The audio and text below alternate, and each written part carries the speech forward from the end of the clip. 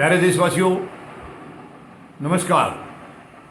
आज मैं मतदाता जागृति संगठन की तरफ से मिसेस संतोष मलिक की तरफ से आपसे कुछ ज़रूरी बातें करना चाहूँगा। देखिए, देश के जो मालिक हैं वो हम सब हैं। 140 करोड़ लोग देश के मालिक हैं, लेकिन दुर्भाग्यवश इस देश में जो राजनीतिक पक्ष है वो अपने आप को देश का मालिक मानता है, जो कि गलत है। ये सही नहीं है। देश के मालिक 140 करोड़ लोग हैं, वो नहीं हैं।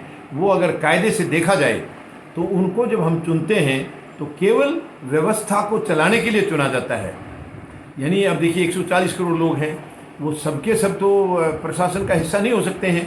इसलिए एक व्यवस्था दी गई थी देश में संविधान के मुताबिक कि इतने लाख लोगों के ऊपर ये एक आदमी 5 लाख पर या 10 लाख पर ये व्यक्ति सबके कामकाज संभालेगा। व्यवस्था इस तरीके से दी गई थी। लेकिन दुर्भाग्यवश क्या हुआ कि जब हमने उसको चुन दिया है, एक प्रतिनिधि अपना बना लिया, 15 लाख लोगों ने एक प्रतिनिधि चुन दिया है, तो वो 15 लाख लोगों की आवाज़ बन करके वहाँ पर जाएगा संसद में, विधानसभा में। विधानसभा में तो संख्या कम होती है, इतने लाख का नहीं है, लेकिन वो जनप्रतिनिधि बन के जाता है।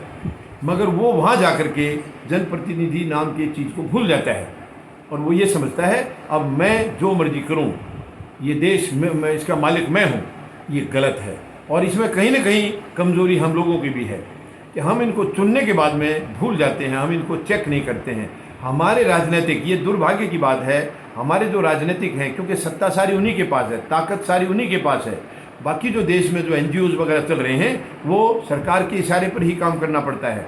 इनकी बताई हुई पॉलिसीज़ या इनकी बनाई हुई नीतियों के मुताबिक काम करना पड़ता है। मगर इनकी नीतियाँ, जो सरकार की नीतियाँ हैं, वो देश के ज़्यादा हित में नहीं हैं। ये दुर्भाग्य की बात है। तो मेरी आप सबसे निवेदन है कि हम लोग, क्योंकि अगर मतदाता चाहेगा तो देश की व्यवस्था को बदल सकता है अगर हम लोग सीरियस हो जाएं, गंभीर हो जाएं। हम लोग गंभीर होते नहीं हैं। मैं एक चीज़ तो बिल्कुल ये कड़वी सच्चाई है कि हमारे देश में गरीबी बहुत ज़्यादा है, कमज़ोर वर्ग बहुत ज़्यादा है, और वो केवल अपनी 2 रोटी के लाले उनको पड़े रहते हैं। हर वक्त 2 रोटी के चक्कर में ही वो पूरा समय उनका ख़राब हो जाता है, निकल जाता है। वो 2 रोटी भी उनको समय से मिल नहीं पाती हैं। ये दुर्भाग्य है इस देश का कि 75 साल की आज़ादी के बाद भी आज हम कहाँ खड़े हैं। जो अमीर हैं या उद्योग घराने हैं वो खूब तरक्की कर रहे हैं, लेकिन गरीब हमेशा नीचे की तरफ जा रहा है, उसकी तरक्की नीचे की तरफ हो रही है। ये हमारे लिए बहुत ही शर्म की बात है और दुख की बात है। हमें गंभीरता से इसके ऊपर विचार करना होगा। हमें सरकारों के ऊपर दबाव बनाना होगा। जो भी सरकार है वो तकरीबन आज तक की जो 75 साल में सरकार रही है, उनमें से कोई भी सरकार जवाबदेह नहीं है। जनता के प्रति अपने आप को जवाबदेह समझती ही नहीं है बिल्कुल भी। जबकि उनकी तो, जैसे मैंने आपको बताया है, 5 लाख या 3 लाख या 10 लाख या 15 लाख के ऊपर एक जनप्रतिनिधि जाता है तो वो उनकी आवाज़ बन के जाता है, उनके हितों की रक्षा करने जाता है। मगर वहाँ जा कर के वो ये भूल जाता है, इस कंसेप्ट को भूल जाता है, और वो समझता है कि वो अपनी दुकान चलाने आया है। और हम चेक नहीं करते हैं। हमारी अपनी मजबूरियां हैं, क्योंकि हम अपने दिनचर्या जो दिन की है, परिवार चलाने की जो एक हमारा जिम्मेदारियां हैं, उनसे मुक्ति मिल ही नहीं पाती है। क्योंकि आज देश के अंदर जो संसाधन हैं, उन सभी संसाधनों का यही लोग इस्तेमाल कर रहे हैं। गरीब के हिस्से में वो आ ही नहीं रहे हैं। या तो ये जो राजनीति में बैठे हैं या जो अमीर लोग हैं, जो उद्योग घराने वगैरह हैं, ये सब इन्हीं लोगों का हिस्सा है। यही लोग आपस में मिल बांट के खा रहे हैं। गरीब को आज कुछ नहीं मिल रहा है, गरीब के हिस्से में कुछ नहीं आ रहा है। ये सच में हमारे लिए गंभीरता से सोचने की बात है। हमें गंभीरता से सोचना होगा। तो एक तो मैं बार बार आपको बताता आया हूँ, आप कभी भी अपना कीमती वोट किसी गलत आदमी को ना दें।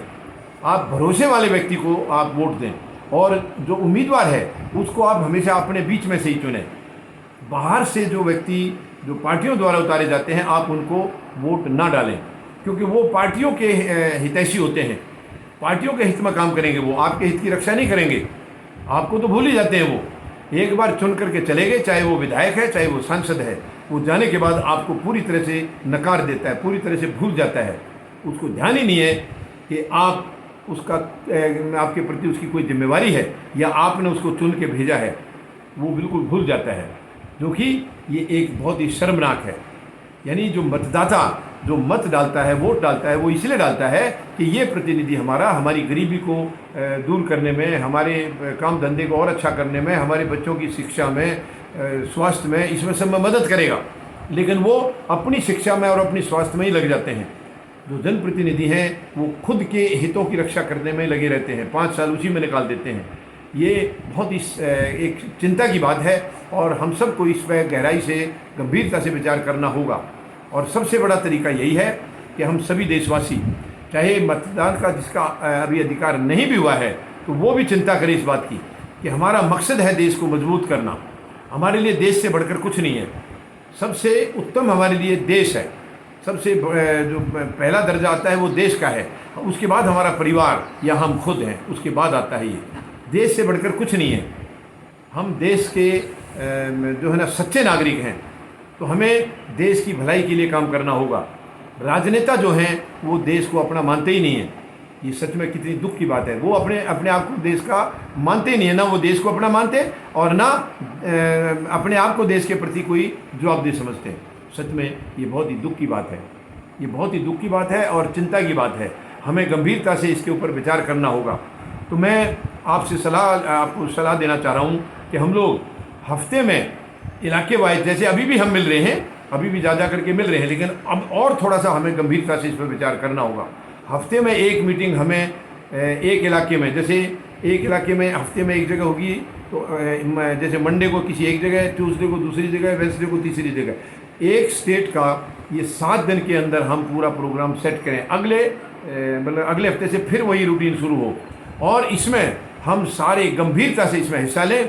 सभी अपनी अपनी सोच के मुताबिक आगे क्या तरीका हो सकता है देश को तरक्की करने का, देश को आगे ले जाने का, और सबकी गरीबों की, मजदूरों की, सबकी मदद करने का क्या तरीका बेस्ट हो सकता है, किस तरीके से हम सरकार पर दबाव डाल सकते हैं, इनके ऊपर हम मंथन करेंगे। इनके ऊपर हम वीकली मीटिंग रखेंगे। ये अभी मिसेस संतोष मलिक जी ने ये फैसला किया है कि अब हमें ज़्यादा गैप नहीं करना है मीटिंग में, क्योंकि ये जब तक हम लगातार मीटिंग नहीं करेंगे तो सारे सिचुएशंस के मुताबिक अपडेट नहीं हो पाएंगी। और अब हमें ये सोच कर चलना है कि राजनीति के भरोसे पर हमें नहीं रहना है। हमें खुद समाज को मजबूत करना है। समाज को जिस दिन हम मजबूत कर देंगे उस दिन राजनीति वाले भी आपके सामने झुकेंगे। आज हम बटे हुए हैं, हम कमज़ोर पड़ जाते हैं। कहीं सरकारों की तो नीयत यही है कि जातियों में, धर्म में इनको बांट करके अलग अलग कर दें, अमीर को गरीब से दूर कर दें। ये बहुत ही चिंता की बात है। हमारे लिए कोई अमीरी गरीबी से के मुताबिक देश नहीं चलना है। हमें सबको एकजुट होकर के चलना है, एकजुट होकर के, इकट्ठे होकर के सबके हितों की साझा रक्षा करनी है हमने। तो ये मैं आपसे निवेदन करूँगा। अब हम लोग एक रूटीन बनाएंगे, आप सबके पास खबर करेंगे, तो हमारी वीकली मीटिंग हुआ करेगी हर एक इलाके में। हर एक इलाके में इस हफ्ते जो मीटिंग हुई है, अगले हफ्ते फिर से दोबारा से उसी इलाके में आएगी। तो इस तरीके से बांटेंगे जिसमें हर गांव की मीटिंग अलग अलग चलेगी। गांव की जो हमने जो छोटी छोटी टुकड़ियां बना रखी हैं, लेकिन बड़ी मीटिंग कम से कम 2-2, 3-3 जिलों की, इस तरीके से करके हम करेंगे। बाकी डिस्ट्रिक्ट वाइज जो है वो वहाँ के जो डिस्ट्रिक्ट प्रेसिडेंट हैं वो अपनी अलग करते रहेंगे। तो ये मैं आपसे निवेदन करना चाहूँगा, अब के बाद आपको खुद को, अपने परिवार को मजबूत करना है। परिवार मजबूत करेंगे तो समाज मजबूत होगा। जिस दिन समाज मजबूत हो जाएगा तो हमारा देश मजबूत होगा। अल्टीमेटली हमें देश को मजबूत करना है। तो जब तक हमारा परिवार मजबूत नहीं होगा, हम परिवार की तरफ से कमज़ोर पड़े रहेंगे, तो देश को मजबूत हम कैसे करेंगे। और सरकारें जो हैं आज तक की, वो इस तरफ बिल्कुल भी गंभीर नहीं हैं। उन्हें देश से कोई लेना देना नहीं है। ये सच में चिंता की बात है। जो लोग वहाँ चुन के जाते हैं, उनका काम है, सभी जितने भी NGOs हैं, जितने भी सामाजिक संगठन हैं जो समाज के लिए दिन रात काम कर रहे हैं, उनकी जो सुविधाएं हैं, उनकी क्या क्या तकलीफ़ें हैं, उनको भी सोचना इनका फ़र्ज़ होता है। लेकिन ये उस तरफ कभी ध्यान देते ही नहीं है। तो हमें अपनी ताकत पूरी तरह से मजबूती से हमें खड़ा होना होगा और सरकारों को हमें मजबूर करना होगा वो समाज के लिए ज़रूर आगे आएँ। समाज की दिशा में जो हम लोग मिलकर सब काम कर रहे हैं समाज की भलाई के लिए, उसके लिए सरकारों का ये बहुत गंभीरता से उनका शामिल होना बहुत ज़रूरी है। जब तक सरकार की, देखिए सारी ताकत सरकारों के पास है, रुपया पैसा उनके पास है, तो ये सहयोग जब तक नहीं मिलेगा, हमें हर जगह जाना है, हर एक इलाके में घूमना है, उसके लिए खर्चा भी है, गरीब को आगे लाना है, हमने गरीब को मजबूती से खड़ा करना है, उसके लिए जो भी कुछ हो सकेगी हम NGO की तरफ से आपके लिए नौकरियों की भी व्यवस्था के लिए हम सरकार से बात कर रहे हैं लगातार, और कुछ जगह अभी कामयाबी मिली भी है। और मैं आपको विश्वास दिलाता हूँ इसी चीज़ को हम आगे बढ़ाएंगे और आगे हम समाज को पूरी तरह से मजबूत करेंगे। जब समाज हमारा मजबूत होगा, सामाजिक जो हमारा ढांचा है वो मजबूत होगा, तभी हम देश को मजबूत कर पाएंगे।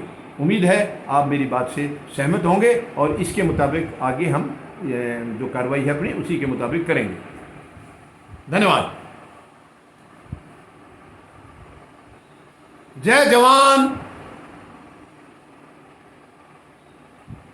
जय किसान, जय हिंद।